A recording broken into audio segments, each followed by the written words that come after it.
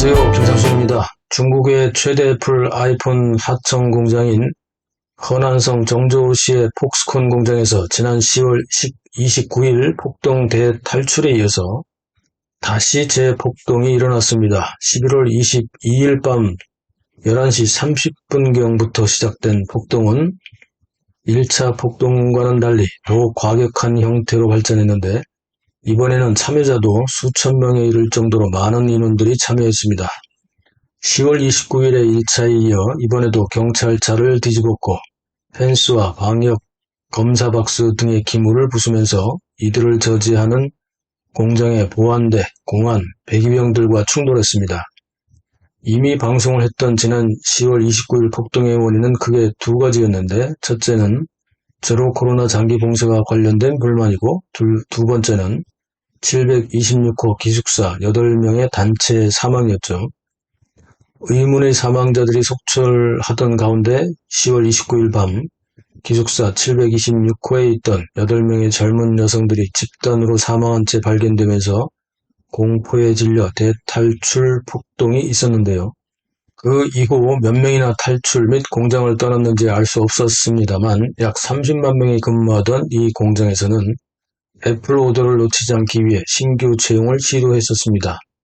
의문사로 인한 폭동으로 사람들이 지원하지 않자 정저우 씨는 퇴역 군인들의 애국심을 자극하는 취업 공고를 통해 각종 보너스와 함께 애국주의를 강조했었고, 얼마 지나지 않아서 회사에서는 10만 명을 채용하여 더 이상 채용을 하지 않겠다는 공고를 낸 적이 있습니다.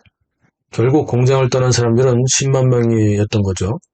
그런데 한 달도 되지 못해서 11월 22일부터 정저우 폭스콘 공장에서는 다시 10월 29일보다 더 큰 규모의 폭동이 일어났던 것입니다. 이번 11월 22일부터 시작된 폭동의 이유는 회사가 약속한 보너스 등의 채용 시의 급여 기준을 속였다는 것이 가장 큰 원인이 되고 있습니다. 두 번째 이유는 처음에 급여가 부당하게 지급되었다고 항의하는 노동자들에게 회사 측에서 강경 대응하면서 이에 불만을 품은 다른 노동자들이 합세하여 일이 커진 것입니다. 급여가 잘못 지급되었고 회사가 속였다는 말과 함께 이에 항의하던 동료가 회사 측 보안대와 배기병들에게 구타를 당했다는 소문이 퍼지면서 폭동이 발생했던 것입니다. 수천 명이 모여서 시위를 벌이면서 공장 측 보안대, 배기병, 공안들과 충돌했고, 이들은 경찰차를 뒤집고 각종 기물을 부수며 시위 진압용 방패를 빼앗기도 했습니다. 추가로 몰려온 공안들이 다시 전열을 정비한 뒤 최루탄과 물대포 등으로 시위대를 공격하자 이들은 소화기를 뿌리며 저항할 정도로 양측은 팽팽한 충돌을 했습니다. 이 과정에서 배기병과 공안들도 노동자들에게 집단 구타를 당했고, 양측은 폭력 대 폭력으로 맞서면서 폭스콘 공장은 마치 홍콩 우산 혁명 때와 같은 전쟁터로 변했습니다. 김상순 TV 본 채널에서는 과격한 영상들을 배제하면서 영상 편집을 할 수밖에 없는 점 양해를 구하며, 예비 채널인 김상순 튜브에서 좀 더 실감난 장면을 보시기 바랍니다. 노동자들은 높은 급여를 약속받고 새로 채용된 노동자들은 회사 측에서 계약을 위반했다며 제공되는 음식의 질도 또한 너무 떨어져서 대우에 대한 불만이 팽배했다고 합니다. 이들은 회사 측이 처음 약속과는 달리 미흡한 음식 제공과 가혹한 방역 정책으로 노동자들에 대해 제대로 된 사람 대접을 하지 않았다며 불만을 터뜨렸습니다. 수천 명의 노동자들이 폭동을 일으키자 회사 측에서는 회계전산 장부의 오류로 인해 급여가 잘못 지급되었음을 발견했고, 이를 수정해서 제대로 지급할 예정이라고 했습니다. 또한 회사를 떠나고 싶은 사람들에 대해서는 보너스로 1만 위안 약 185만 원을 지급할 예정이며, 일단 먼저 버스에 타면 8천 위안 약 150만 원을 먼저 지불하고, 목적지인 집에 도착하면 나머지 2천 위안 약 37만 원을 지불할 것이라고 했습니다만, 노동자들은 이것도 자신들을 속이는 행위라고 반발하고 있습니다.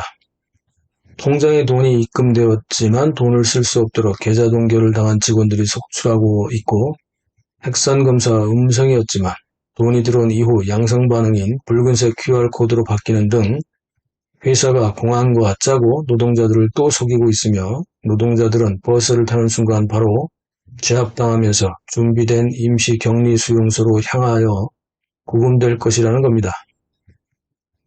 폭스콘 공장의 1차 폭동은 양성 확진자 발생을 감추고 밀접 접촉자들도 몰래 강제로 공장 안에서 격리시키면서 제대로 된 후속 치료를 하지 않고 방치하면서 발생했습니다.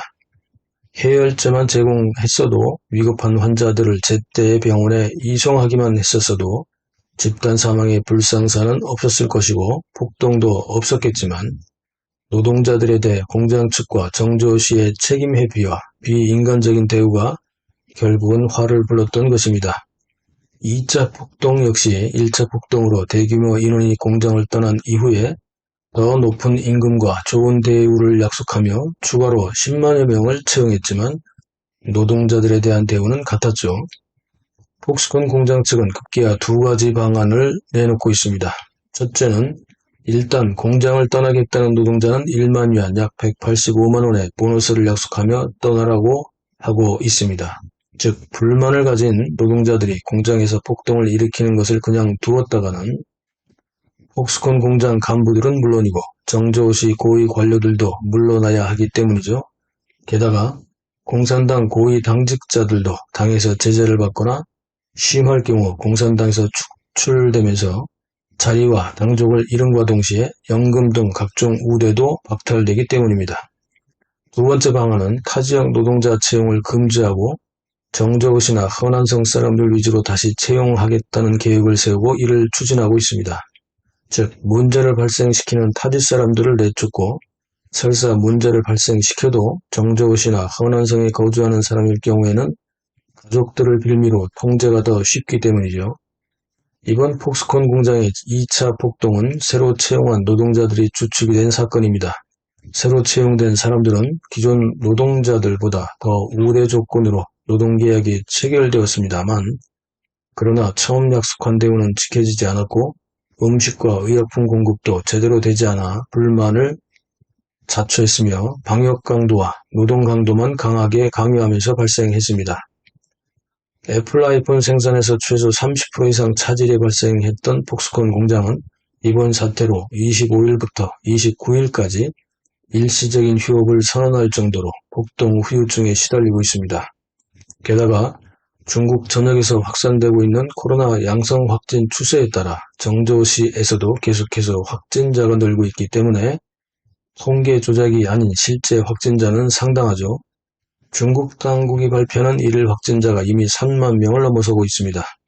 그렇다면 실제 숫자는 공이 2개 정도는 붙어야 하는 300만 정도가 되겠죠.